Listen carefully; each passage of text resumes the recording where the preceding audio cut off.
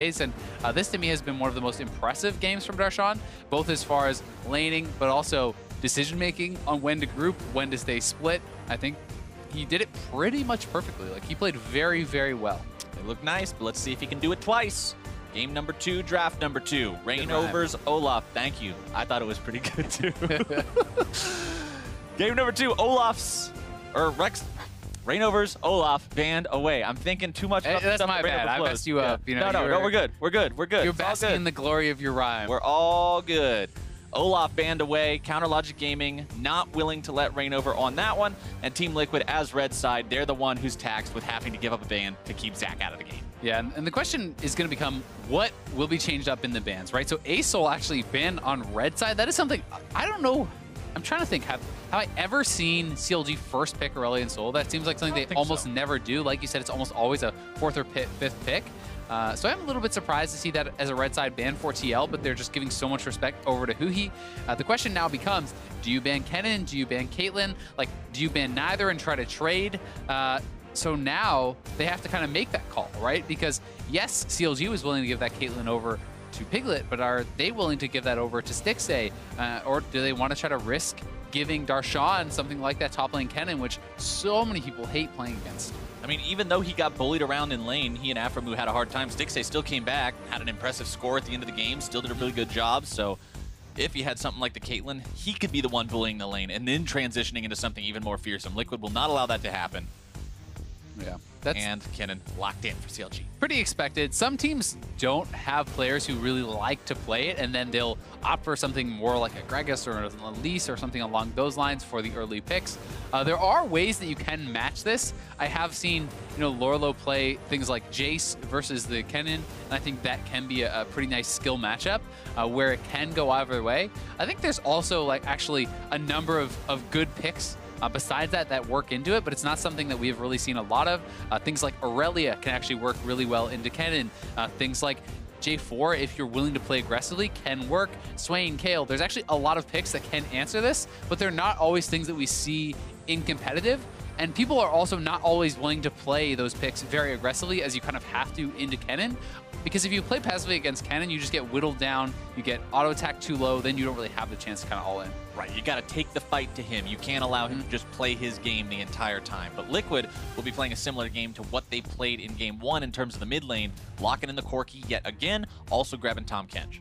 Yeah, the early Tahm Kench always seems a little bit strange to me. I think that, well, it's actually pretty good into Braum, right? But it's one of those things where if you do not know what they are going to pick, then it can be pretty tough. That being said, Aphromoo has been prioritizing a lot of playmakers, and Tahm Kench works well into most of those. So the blind pick Tahm Kench, you can assume will work well, or at least push him off things like Thresh and the Blitzcrank, and even match up pretty well against Braum. So it does match up pretty well with the champion pool that Aphro has been showing us. Looks like junglers are going to be repeated this game. Dardoch again on Gragas, and ReignOver again on Rek'Sai as we head into the second part of the bans. Makes a lot of sense. We can also see, theoretically, this could be Kennen AD and Gragas top, and then you could see some flexes coming around. That's not something that I've seen Stixxay run, but obviously Reckless is very well known for that. Sneaky has been playing some of the AD Kennen as well. We certainly know that Darshan can play that. Sometimes CLG will surprise you with the very sneaky drafts, but I'm certainly not expecting that. I am expecting it to be top lane, and I think that we'll see Team Liquid ban around that. Right now, they are targeting mid lane, trying to make it so that Huhi cannot have a good matchup into this Corki, and we'll see if they let the Kassadin go through once again. Right, the Kassadin ended up devastating them in the previous game. Even though it was down early, even though we saw the consequences of being pushed in, it wasn't enough to offset how good it was later. And the question becomes, was the Kassadin that good of a matchup, or was it because of what happened topside, right? And if as Team Liquid, you're saying, hey, that game was just based off that one fight, it went bad, we messed up, then we lost, if they're not worried about it, they don't always have to ban it out, but they are obviously pretty concerned with that matchup. They are going to take it off the table. 3 mid lane bans towards Huhi. Just showing, again, this guy has much more than the Aurelian Soul. He has to be given respect on so many champions now, and I think that it feels like for the first time, this split, Huhi is actually being given credit by the general public as a whole, much more frequently you know, he's always been a guy that some people talk about very positively, but others still seem to think he was a very poor player or made too many mistakes or whatever. But it feels like finally the community is kind of coming around and accepting that he is just a very good mid laner. Yeah, people used to say he doesn't have a champ pool, he has a champ puddle. He plays Irelia solo. If he's on anything else, well, you're not even playing against the same person. But now he's put in so much work on so many other champs. He's a real threat on them. You've got to ban them away. Otherwise, you're in a really rough spot. CLG, they're going to double ban AD carries, though. Tristana and KonKwon taken off the table. And his consistency has also gone up, and that has been a big thing for them, really to help them out. Varus Jhin, probably going to be one of those two, I'm imagining, as the answer to the Ashe, with some of the hyper carries taken off the table here. That seems much more of Stixxay's style.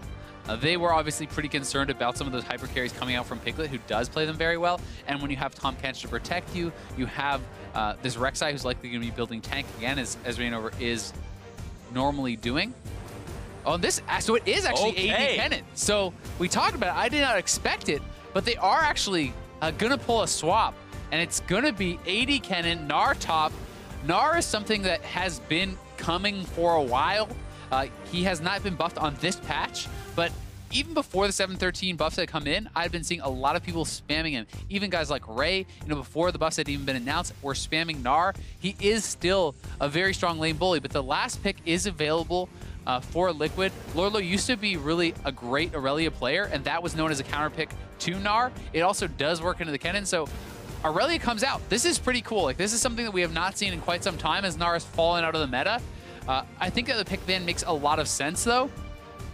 But it is a tough matchup for Darshan. This is one of the ones where you have to play aggressive. As I said, if you sit back, Gnar will whittle you down, Gnar will bully you out, and you will lose the lane. You have to choose your opportunity and go forward and dive in. You know, you can reset your Q, essentially a range minion gets low, you Q to the range minion, you stun the Gnar, and then you try to perform it all in. That's essentially what you're looking to do on the Irelia, where the Gnar is just trying to chip you out and avoid those kind of really all-in fights.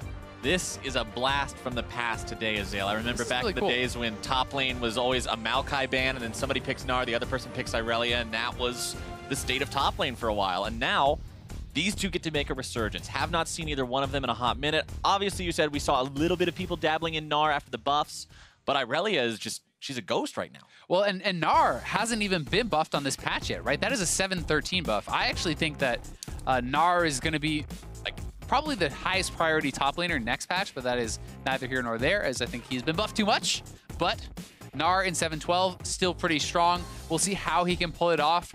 Irelia, you know, you called it out as one of the more common matchups before, but even back then, there was not that many players who played Irelia well enough and had the confidence to actually pick it into this matchup, because if you did not pull off that all-in, then you generally fail pretty hard, and it can look pretty bad. But Lourlo was always one of the guys who had the confidence. I just don't know how much Irelia has he really been playing, right? Like, how practiced are you on this champion? Because it's not a matchup that is played almost ever in competitive anymore, and in solo queue, no one's really playing Irelia at all. So, you know, when's the last time he actually played this matchup? I think it's more execution-based for the Irelia than it is for the Gnar. Absolutely. Gnar can just hang around, throw boomerangs out, auto-attack the creeps, everything will go fine. He'll get out of the laning phase. But Irelia, you said it already, Azael, she messes up one big time, maybe gives away a kill to the Gnar, maybe she's too far forward, gets herself ganked. Once you fall behind in that, there's not really an easy way to climb back out of it. CLG, though, positioning themselves here in this side river brush early on. Yeah, they have Huhi move up, then they try to sneak their rest of their team into this side brush, and they'll look to try to pull off a little wraparound, but they have been spotted out, I do believe, as Dardoch was spotted there by Golden Glue, so team's going to back off. We'll see if they can actually continue to go for this. I don't know. Still thinking about it. Yeah, so they don't actually know that they were spotted, I don't think. Because they didn't actually see Golden Glue in that bush, so they're hoping they can still find someone around here. This is one of those level 1s that we've been talking about. Gragas leveling Body Slam at level 1 is becoming more and more common because you can pull off plays like this. You can Body Slam over the wall, try to flank someone. You can do it also in the Baron Pit. Go over there, check if anyone is hanging out in the Tri-Brush at top or at Raptors, and you can pull off these level 1 kills. And then starting E is fine anyway for Gragas, so you're not really giving up anything. He'll get a leash here, just start on that red, and they try it. It doesn't work, but it doesn't really cost them anything either. And had it worked, you can almost win a game off those level 1 first blood sometimes. Very low risk, very high reward. Stixxay, though, this is some real risk here. Nope.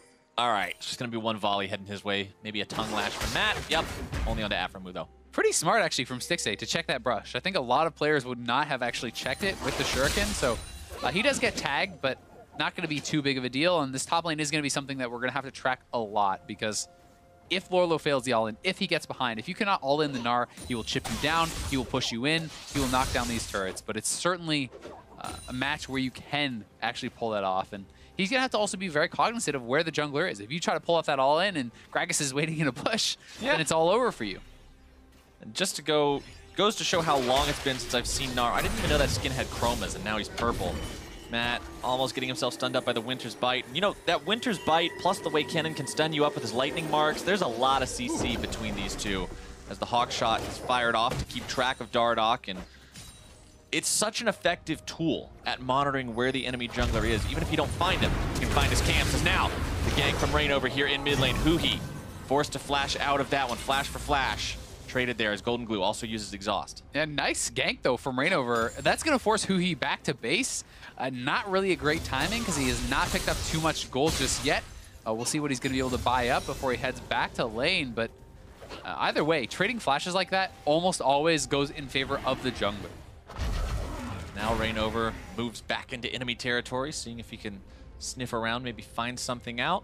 Heading towards those enemy Krugs to just steal that away, try to get an EXP and gold advantage wherever he may be able to find it. But at the same time, you gotta be on the lookout, because this guy wasn't able to really get anything going in game number 1. This is kind of attributing to what we see with the low win rate on the Rek'Sai, right? He got into the fights, he was able to start things off, but then even if he used ults to dodge things, even if he was on top of the back line, he didn't have the damage or the survivability to do the job. Yeah, now Irelia moving forward. Gregs is waiting on the side. We'll see if they actually decide to go for this. I think Darshan is going to try to trim out the wave, and then if Irelia steps forward again for those range creeps, they are going to go. So when he queues forward, now they go. Yep, this is how you do it. Dardoch getting some good damage with the body slam to the barrels as well. Lourlo flash the wall over the wall, but at the same time, there's no way out. First blood for Darshan. Very well executed by CLG. Good patience, nice pathing, and they wait knowing he has to push in that wave, because if you let that wave sit there, so many minions will actually be denied from you, and that is a very vulnerable spot for Irelia, and that is why it's a tough matchup to play, because you have to really be able to manipulate the wave very well. ReignOver was not there to support him in pushing that in, and he gets punished so heavily. There's some of that CC, Stixxay and Aphromoo, but it's Matt who takes a big bite out of Braum. Aphro jumping away to safety. Stixxay still just trying to throw down some auto attacks, just covering fire while his support makes his retreat, and ReignOver continues counter jungling after recognizing that his opponent was topside. Yep, but Dardoch able to do a little bit of counter jungling of his own, and this is just really smart, patient play. They know he's going to go to try to push in the wave, and once he goes for that, it's pretty much done. Yes, he could try to flash the wall here, but it is a difficult wall to flash, and even if he does, it's going to be an easy flash follow to actually pull off that kill, and he knows he needs that summoner to either escape the next gank or to hopefully pull off an all-in that can maybe put him back in the matchup. So I think it is smart for him to actually hold on to the flash there, even though giving over first blood to the Gnar is going to be very, very rough. And the difference between these two in itemization as well, Darshan with a Phage, Lourlo without one, that on-hit movement speed bonus can really make a huge difference in this 1v1 between these two champs. And when you hit the Black Cleaver, the cooldown on your Boomerang when you're catching that becomes so ridiculously low, very, very spammable. Plus you're getting some armor shred. We'll see what Lourlo is going to build towards. Obviously very standard for the Irelia is simply kind of rushing towards that Trinity Force. People have been experimenting more with different builds. In general, I feel like we're seeing less Blade of the Rune King in the top lane. So many people are deciding to go for things like Titanic Hydra, Sterix, itemization along those lines. We'll see what Lourlo decides to go for, because it's tough. If you go pure defense from here as the Irelia, how do you ever really turn it around? Oh no, how do you turn it around either when Dardoch makes here, but I don't know. In the top lane? ReignOver trying to show up, make this into a 2v2 with a flash into the body slam, seals his fate. Dardoch again just dialing it in top lane. Yeah, Dardoch knows he just has to play around this matchup, because Irelia has to play aggressive. Irelia has to make things happen. And Gnar is just going to be able to take it over. There was no way, even with ReignOver arriving, that they could fight, because if you stay, Darshan is 6, and they have Mega Gnar, who could easily set up that combo. Stun onto Matt as Aphro and Stixxay back get gobbled. Away. Has to flash away from the Devour potential. Matt now popping the thick skin. very low on mana. Got to be careful about what they're doing here. They know they got Golden Glue nearby, but he doesn't have any mana either. It is a bit tough. Golden Glue going to go back up. So we'll probably just see TL back off by... they did force at least a flash from Aphromoo, so that is an advantageous trade. We'll see if they can get down there and get anything done, but Lourlo trying to hold the wave. This is going to push back to his opponent eventually anyway, and he'll be once again in this very vulnerable position where Dardoch could simply path from bot up to top.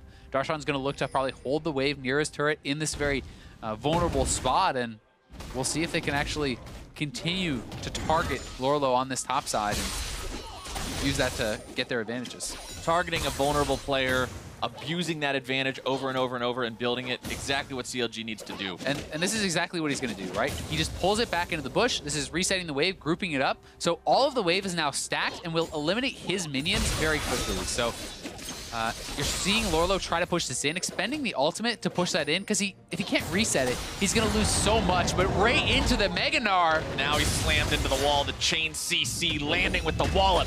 A jump forward with a crunch. Darshan still looking to go all the way on this one, forces out that flash.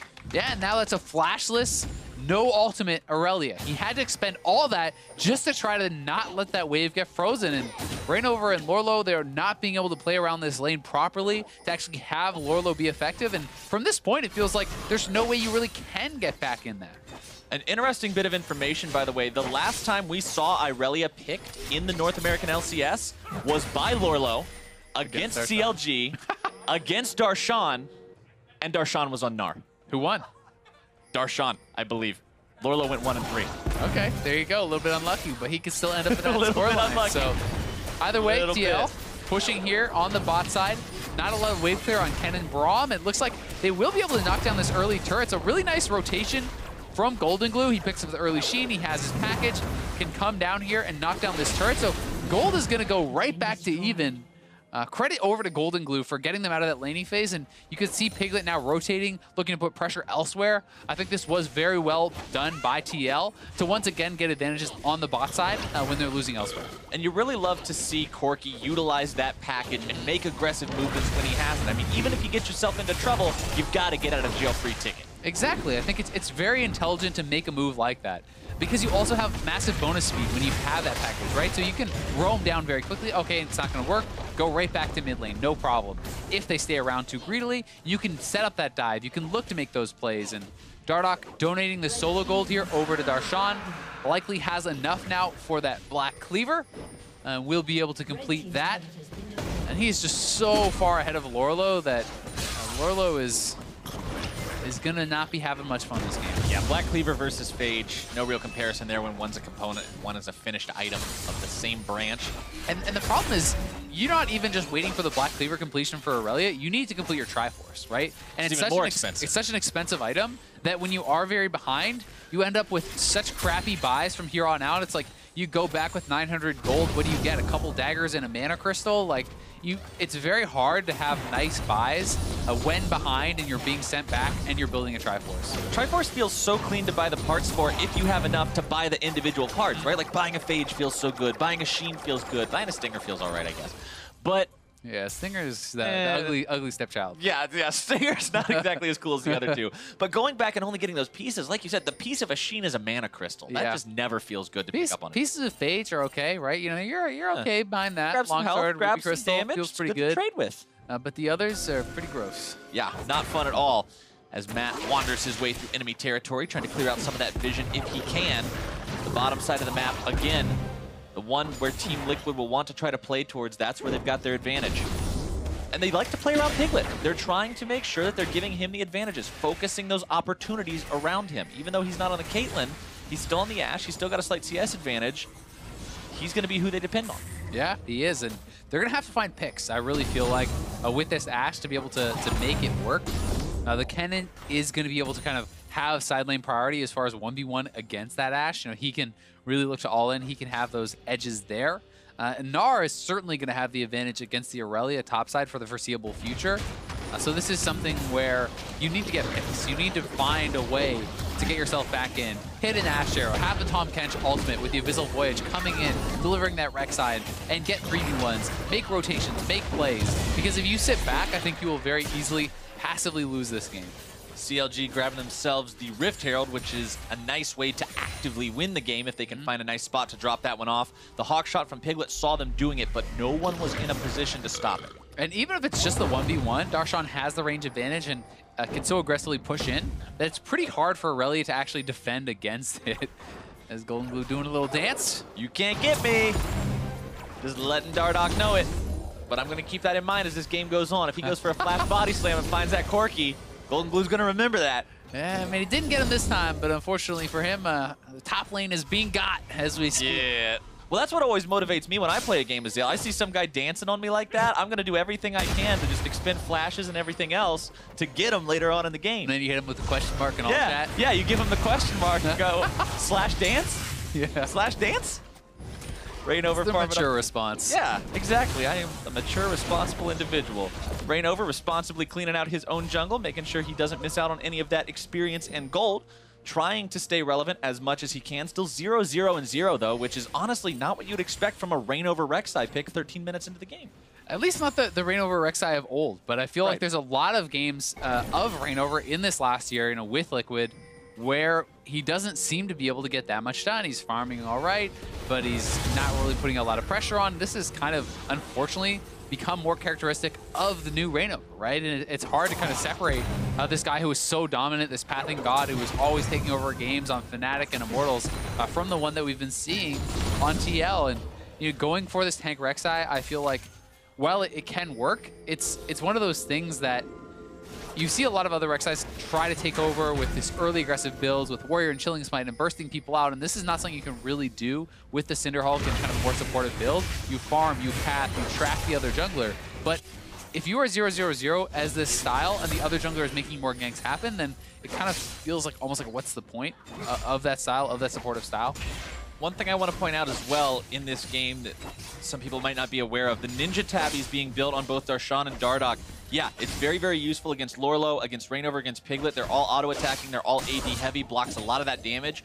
But even against Golden Glue, despite the conversion to AP damage from his auto-attacks, the Ninja Tabby passive of the 10% reduction still applies. So even if the armor isn't doing the work, the passive is. Those buys are so effective for these two being tanky in the fights. Yeah, it's ridiculously efficient this game because it's 4 auto-attackers, right? Like these are all guys who that is going to be a super, super efficient build against. I'm pretty excited to see where Darshan goes with his build. If he wants to go for full-on split push style, just going straight into the Frozen Mallet, if he's going to go tanky and try to group and team fight, there's a lot of options you can go. They're going to try to break mid now. The Dardoch drops that Rift Herald, and this is going to to be going down very quick. Rift Herald not having a lot of damage put into it before. Look at the engage! But now they're looking to catch Dardoch out. Gets himself away using the flash. Shockwave gonna find its way onto Golden Glue, who's devoured by Matt, taken to safety. Rift Herald still very low HP. Turret still being taken down. The knockback onto ReignOver, and he is out of there. Huhi grabbing himself the kill, taking this one to 3-0. As Darshan finds the slam into the wall, the wallop comes down right as he reverts into mini Gnar form, and Lourlo is again bullied away.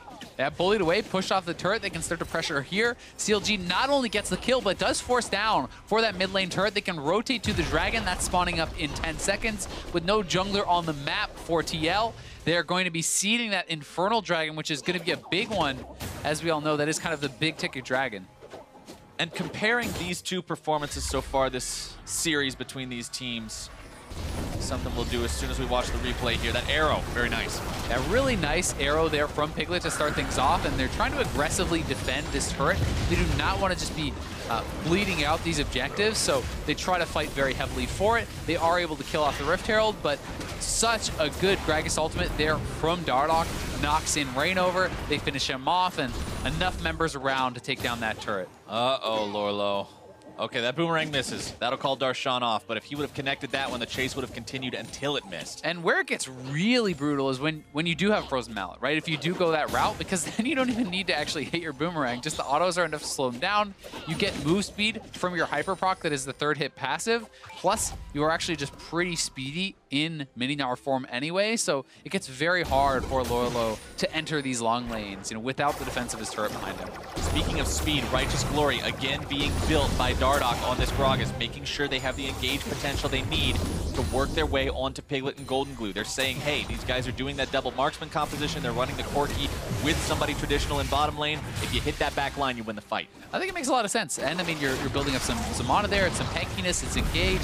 It's the ability to actually disengage there as well. A lot of these kind of more supporty style items, if you want to call it that, like Knight's Vow, like the Locket, even the Righteous Glory, I think are really coming into meta. They're very, very powerful, and you get reasonably tanky from building them too, so it's pretty worthwhile. This seems like a smart move though from Liquid. You cannot leave Lourlo just alone to try to sit in this 1v1. It's so hard for him to ever get anything done, although he, to his credit, has kept pretty close in CS. So they move 4 top, they force down a turret. Liquid trying to make some plays, and I think they have been good about rotating to force down turrets. Trading away for those, the best thing Liquid could go for right there. If you're always looking to avoid fights, the best thing you can do is trade. 1 for 1, equal objectives there. As the red turret falls bottom side, making the overall count 3-2 in the favor of Counter Logic Gaming. Of course, that Infernal Drake under their belts, a bit more preferable compared to the Cloud Drake that was picked up by Team Liquid. And the Triforce probably going to be completed here for Lourlo. So now the question is, can he actually get something done on this power spike? Does he have the ability to 1v1 Darshan? Going towards probably a Bladed Rune King with the Vamp Scepter. I'm expecting that for sure. I don't think it's going to be anything like a Death Stance or anything like that. It wouldn't really make a lot of sense, and Bladed Rune King does work very well in that 1v1. Well, I mean, you're going up against an opponent who's going Black Cleaver into Frozen Mallet. He's stacking pure health. Blade of the Ruined King does so much work against that. Plus, it'll help you stay on top of him with the active. Yeah, the slow is very big, right? Because if you can get your stun with the Equilibrium Strike, then follow that up by the Blade of the Ruined King slow, you're hoping to be able to chase him down and all in. And Darshan, doesn't have his Frozen Mallet. Obviously, he has some components. He is still ahead in gold, but Lourlo on a Vamp Scepter plus Triforce is pretty strong. So he does deserve some credit for hanging in there, despite the fact that they have been losing pressure, and that has been kind of a rough spot for him. Uh-oh, Lourlo, that was quite an alley-oop, tossing him around like that between these two. Dardoch and Darshan working together to take him down. He'll buy as much time as he can, but that last rock puts him in the dirt. 4-0 CLG. Dardoch and Darshan have just been working so well together. You can't really fault Lourlo too much for all the trouble that he has been having, because ReignOver has not been there for him. And whoever you want to blame it on, it doesn't really matter. It just has not been there as far as synergy, as far as being on the same page to protect him when he's pushing in, to get vision for him as a team. CLG has just been playing much better around Darshan in both these games, and there's so many things that go into Darshan being successful in these lanes. Of course, he deserves credit for his individual play, but they're playing so well as a team. Now, Dardoch and Darshan being jumped on by multiple members of Team Liquid. Darshan going to go ahead and transform nice now. Swallow.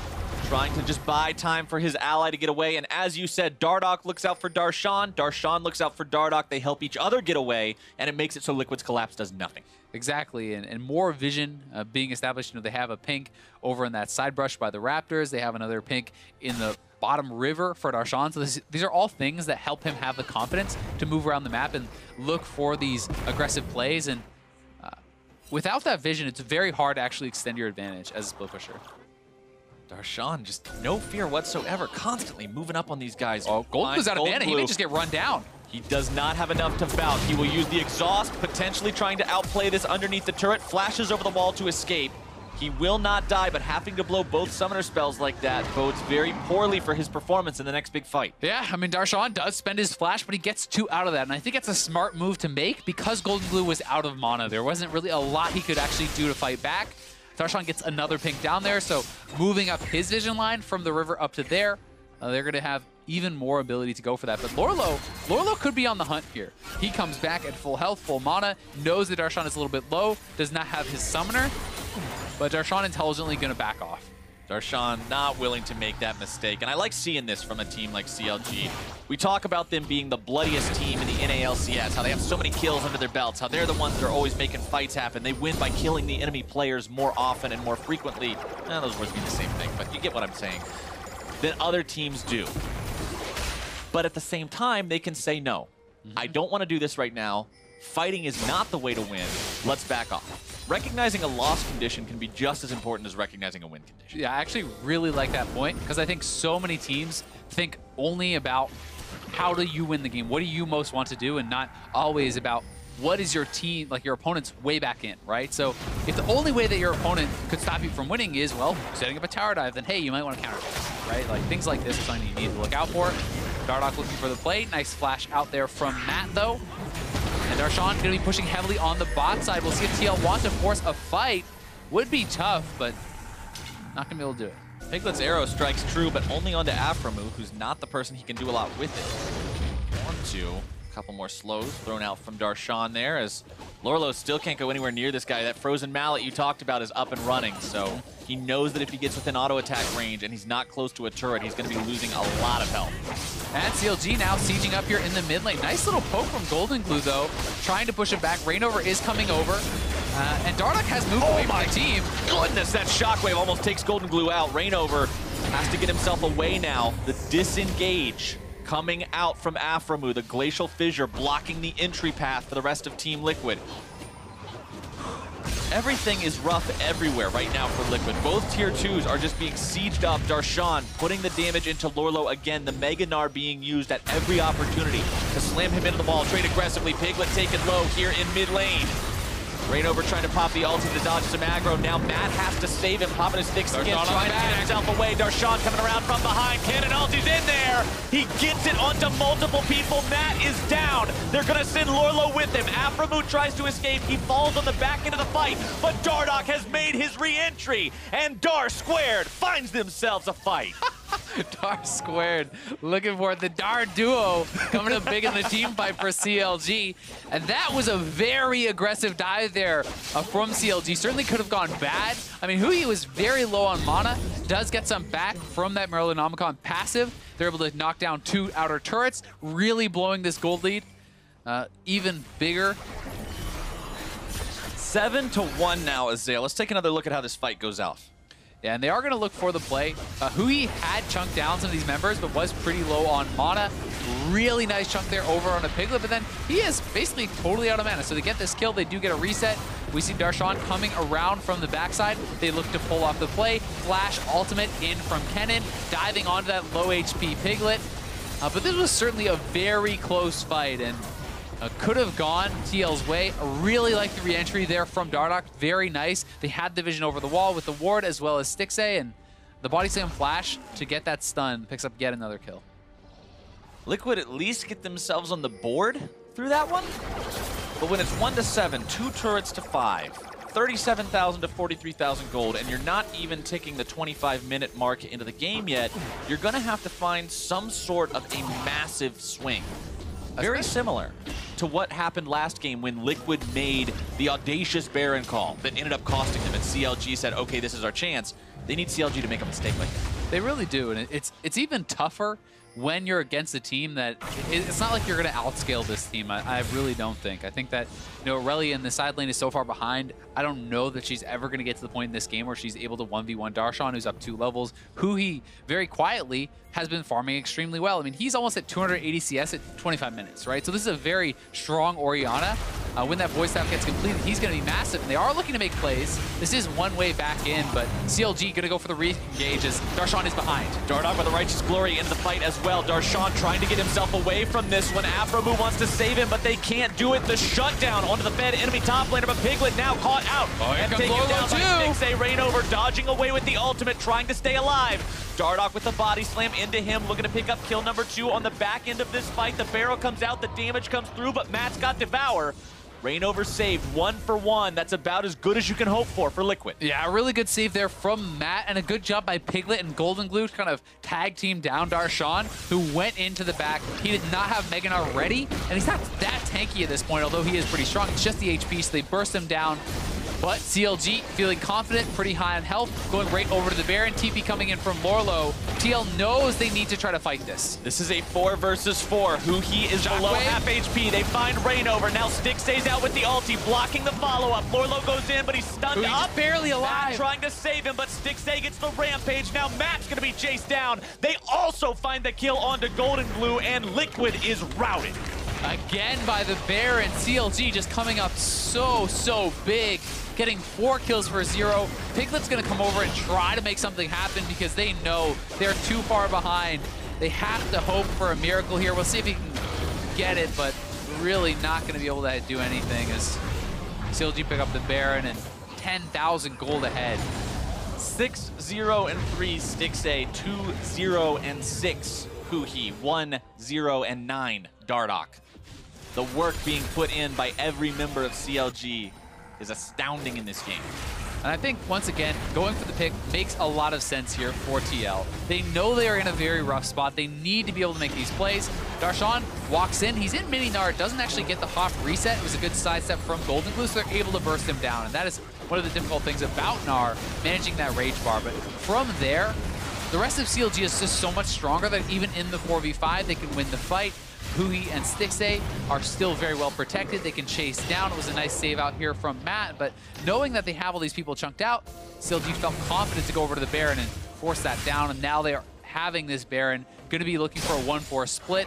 Going to try to crack the inhibitors and close out this game. Honestly, Matt has had so many good saves this game. His Devours have kept people alive a lot longer than they otherwise would have been, but it just hasn't been enough. The bot lane really has been kind of the lone bright spot in this series for TL. Piglet, 2-1. I mean, he's having a pretty solid game. Last game, they were very far ahead as far as farm went. They're able to put pressure on the CLG bot lane. They took down the turret, albeit this game, with more jungle help. But still, I think those guys are having a pretty good showing for themselves today. But on the rest of the map, things have just not really been working for them. Now CLG has pushed them into their own base, sieged up outside the inhibitor turret line, and is looking to break this one wide open. Darshan continuing to pour auto attacks into that top lane tier 3. Lourlo will try to stop him. Gets within melee range, but Darshan gets himself back pretty rapidly. Turret falls in mid lane. The rest of CLG working on that one now as a 4-man unit, taking it down about as quick as they can. Darshan with the flash away, just wasting the time of Liquid and accomplishing the goal mid lane. Yeah, they do knock down that first inhibitor. Now going to just all go up, and all 10 members going to be up on this top side, and they're looking to try to get the second inhibitor. We'll see if CLG can do it. Liquid trying to stop him. ReignOver going in. Nice big shield from Courage up the Colossus. Glacial Fissure going to be used to disengage yet again. ReignOver saved by Matt for the umpteenth time, but will it be enough? No, it will not. Godlike on Stixxay. CLG trying to chase more down if they can. Able to get the double kill there for Stixxay. Able to make it 3 now. 4 dead. Golden Glue can't find anything from that package, and CLG seals the deal with that one.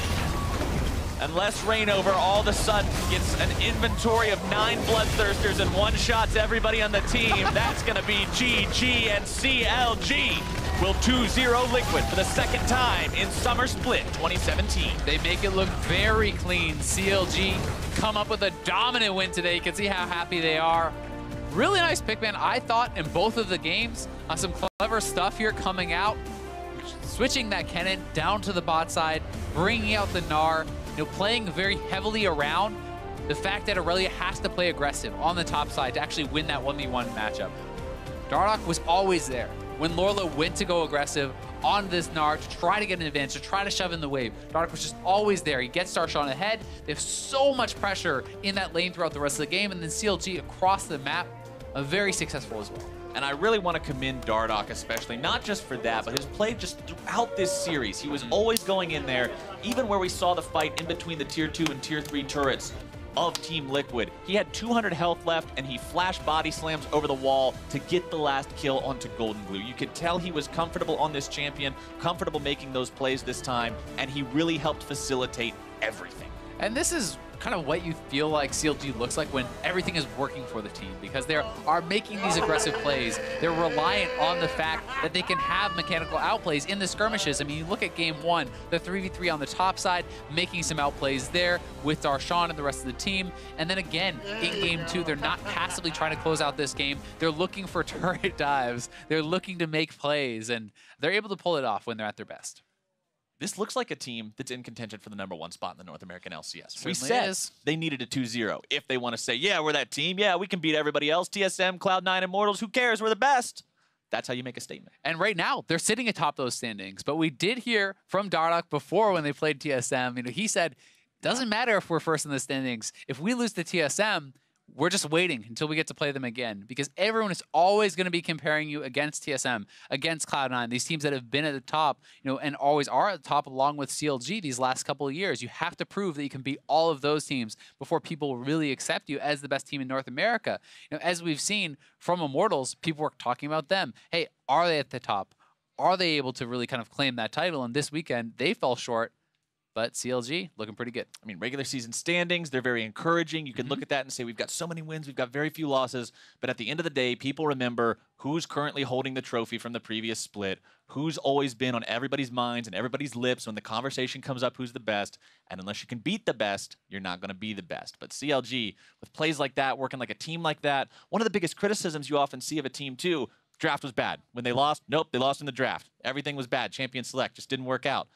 That was a good champion select. Yeah, I think that TL got a lot of the picks that they wanted, and they still just weren't able to match up. CLG played very well.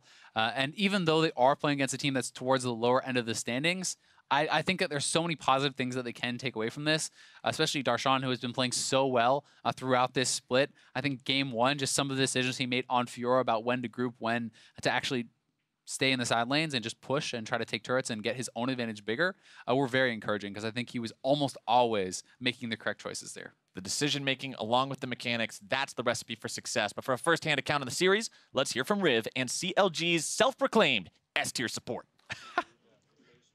That's right. I am joined by the S-tier Aphromoo after their victory over Team Liquid. A C9, a TL victory, really showing a true blue comes from Chronologic Gaming in the LCS. What have you guys been working on to get here at week 5, and what will CLG look to be working as you guys head towards the end of the split? Most of what we've been working on is just if we're going top side, bottom lane, play safe. And definitely showcase that in our 2 games today versus Team Liquid. And I do think we've improved a lot in that regard, and we're still going to look to work on that.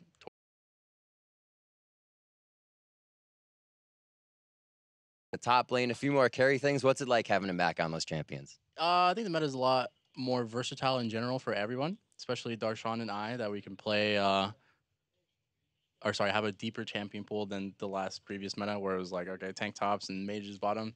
That wasn't really fun, but I think Riot did a good job in terms of balancing that out, so I like it. All right, and you guys got some time coming off next week. What are you guys going to be doing? Hanging out, revamping that S-tier support list? What do you got on the menu? We got like 2 to 3 days off. We'll be at Anime Expo tomorrow at like 2 p.m. for FAMI, and then other than that, we still have scrims next week, so that'll be fun. Lots and lots of scrims, and I really want to get your insight on this last question. TSM, C9, P1 are headed over to Rift Rivals, and CLG has been in this position before where we have to focus on the split and international. What are these guys going through? What are the NA teams about to get themselves into, and what's the kind of the best way to prepare here, in your opinion? Well, hopefully they can combat the burnout that happens when you go over there, as well as I hope they focus on their own style of play. Because most of the time when NA teams go to international competition, they don't do that and usually try and copy other regions. I don't think that is wise. Just make sure you play your style, and they should do really well. Awesome, Aphromoo. Thank you very much for digging into that one. Congratulations on the win and the 2-0 week. We're going to throw it to the analyst desk to break down the games. Thank you very much, Riv. Some words of wisdom from Aphromoo, one of the best performers we've ever had on the international stage coming out of North America. So we'll see if our 3 teams paid attention to this post-game interview and what they'll take away from it moving over to Rift Rivals in Europe. But CLG, man, they're the #1 team in NA now. Officially. A lot of people would probably say, well, what the heck? Why aren't they over there? Got to get it done in Spring Split if you want to go to Rift Rivals. But hey, for right now, they're showing up with Dardoch on the roster. And I love to hear what he talked about in terms of, hey, we're the team known as the team play team, but the thing we're working on most right now is continuing to work as a team. I mean, that's the thing, is League is such a team game that there's no point where you're like, oh yes, we played every situation that came up as a team correctly. There are times where we're done. Someone got picked off when they should have. I mean, there was a random fight towards the end of the game where Darshan died early on because he was too far forward. And there's always those small things you can look at and try and learn from, because even though this was a very convincing series that they swept 2-0, there's always those kinds of situations that you don't play right. Let's talk about matchups, though, because we had Team Liquid make an adjustment here with the Gnar going over to Darshan, kind of reaching back to that old counter pick of Irelia, a pick that Lourlo was at one point very well known for. It's a little risky on the side of CLG to just be like, yeah, we'll just blind the Gnar. We don't think this guy who kind of made his name as an Irelia one trick has anything to play into it. And then he picks, of course, the obvious counter pick Irelia. They play around it very intelligently on the top side, make sure that they get some ganks off to slow it down, because it is the kind of champion that if Irelia gets ahead, she starts being way too much of a nuisance for the Gnar in the side lane, and then transitions decently to team fighting later. But to me, that's the mark of an intelligent team, right? They drafted knowing, okay, fine, once the Irelia counter pick comes through, that this is a very volatile lane. So what are we going to do? We're going to take our jungler, we're going to move him to the top side, and we're going to look to make sure that Darshan can survive through those early levels, if not succeed as he does here and end up with a lead. And it's really well timed. As soon as you see Lourlo use his dash forward, that's when Dardoch goes in. Sure, he can dash out, but you're already body slamming that direction, so you kind of bump into each other. And then the second time, getting the jump on this play, getting there first before ReignOver gets into the lane to back that up, ends up for another kill for them. And at this point, the Irelia is starting to fall off, and she's definitely a snowball-oriented champion, where come mid-game, if you're not sitting on that Triforce already, you're going to be pretty worthless. And this is what we got to look at, Darshan and Dardoch as a duo, right? No knock to Xmithie as a jungler, as he's finding a ton of success over on Immortals, but it seems like Dardoch and Darshan have a lot more synergy than Darshan did have with Xmithie in terms of getting attention to that top side and putting Darshan in situations where he's now winning those split-push matchups and can be a little bit more the carry he once was. We've touched on it a couple times on broadcast about the jungle proximity differences between the two of them and things like that, and we see that Dardoch plays a lot heavier around topside. It's something that has always kind of been his style in his career. His first split more around bot lane when he was playing with Piglet, but then he flipped up to play more around Lourlo later on, and then he also had good synergy with Flame last split in Immortal, so this time you go to Darshan with the other guy he's playing around this time. Right. And he's a very vocal player who can communicate exactly what he wants, which is probably a nice change of pace from him, coming from Impact, who we heard struggled with English at different points over that season. Exactly. Let's push ahead to one more team fight. Comes 26 minutes into the game. 4-0 for CLG, plus the Baron on the back end. Yeah, it gets a little dicey here. ReignOver goes in, tries to get the flash knockup. But wow, that Piglet, damage out of Orianna. Yeah, I was going to say, Piglet gets chunked out right at the start of this fight, so it's really hard for the Ashe to get any kind of follow-up here. Matt does kind of save ReignOver for a little bit, and then they all go in at the same time. Good coordination that we're talking about here. Good flash forward with Stixxay, showing that Rekkles is not the only Kennen who can play ADC. Right, the way around the old ADC. One game of evidence. One game of evidence. Yeah, it's a good start, all right? And then, look, we saw that they got kind of low there. One person went down, and Dardoch had that nice re-engage. But at this point, they had already kind of dealt with the scary part of the comp coming in for TL. You see Lourlo not even in the game. The Irelia picture not showing up on your screen. He was so irrelevant. That's how irrelevant the Irelia pick was. I love that. 5.5k damage coming out of him. 10k less than his opponent in the top lane. Player of the game, though, going to Dardoch, because Dardoch is the one who had to make that action happen in the top, made the right moves early on in the game, understanding the wave positioning and what he needed to do in order to put Darshan in a winning matchup. Yeah, for sure. It's one of those situations where the two of them obviously comboed together well to make that happen. There's no chance that Dardoch was like, I know the exact timings and how you want to play this stuff out. No communication needed. But there were a couple of situations a little bit later on in the game where I think you could see that Dardoch was playing better. There was that one engage we were talking about where Gnar ended up a little bit too far forward in the team and went down to Piglet pretty early on. So there were enough situations where over the course of the game, Dardoch was clearly better despite both of them combining very well in the beginning of the game. Yeah, so yeah, picking up player of the game there, this CLG roster, let's talk about them as a whole now, since they moved into that first place position at 8-2. Unfortunately, they're not going to be representing us at Rift Rivals in terms of our, being our #1 team currently. What's your take on this roster and the development that they've had so far this split, and where you think they could go? I mean, CLG potential, we love to talk about that, right? I mean, I think the big thing that was a concern for people when they saw this roster at the start of the split was twofold. One, how well will Dardoch synergize with the team? And then, if he does synergize, will they ever have to worry? Because we know that he can be a little bit of a volatile player behind the scenes, and will CLG actually have the mentorship to make sure that he's good? And I think, obviously, he synergizes well. Darshan's having his biggest season that he's had in a long time, so you can of course, see that part's working. And then, of course, that's halfway through the season now, and there's been no explosion. Things look great. They're the number 1 team. So at the very least, they haven't ran into that potential second problem. Exactly. All right. So keeping Dardoch in check sometimes with volatility, and if they can continue to do that, then he'll be the playmaker they need alongside Aphromoo to really get their laners going and hopefully continue their climb up the well, they don't have to climb up the standings anymore. They got to kick everyone else down. No one else get up here and fight everybody off, I guess. Well, as CLG picks up a swift 2-0 here to close out their weekend, we're going to toss you guys over to NA LCS 1, where Envy and Dignitas